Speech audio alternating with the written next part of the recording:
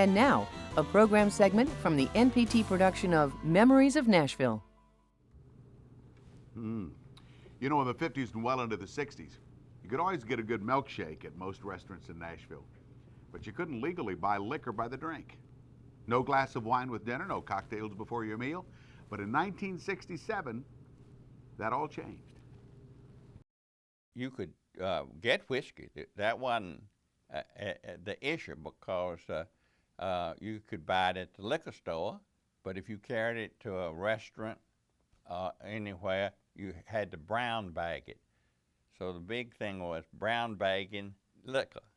You could get a drink almost any place in Nashville. You could go down Printer's Alley, and there were 4 or 5 really pretty nice bars. And they had a little sham where all the bottles in the bar had somebody's name on them. They belonged, of course, to the bar.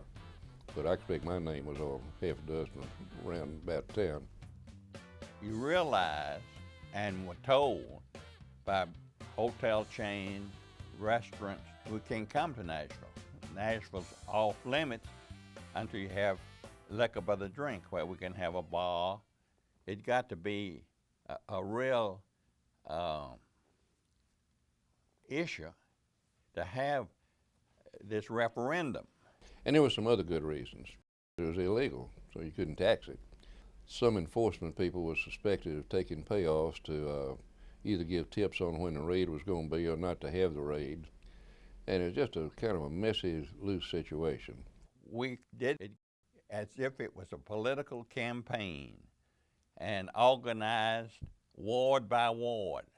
In some ways it was difficult. At least it was focused on me, and I was prayed for or against at many churches publicly. I remember being asked to participate at Presbyterian Church on Hillsborough Road, maybe it's Trinity Presbyterian, against some out-of-town preacher. And they said, would you just come and tell us what your editorial policy is and how you reached it, and we'll let him talk about why it's wrong. And I said, fine. So I came. And I said, I don't really want to read the editorial. I've given you all copies of it. I just want to read a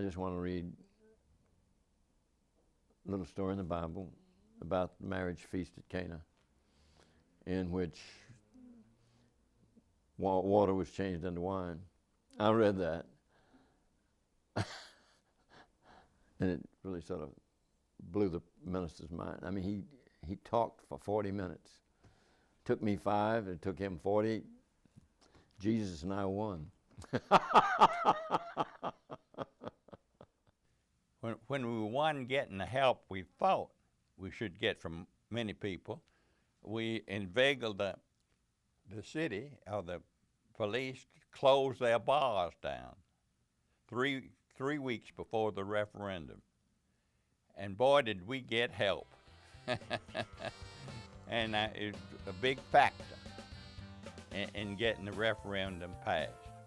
The restaurant scene, the hospitality industry, the hotel motel development, all of that just took off like a rocket once we got past the liquor by the drink hurdle.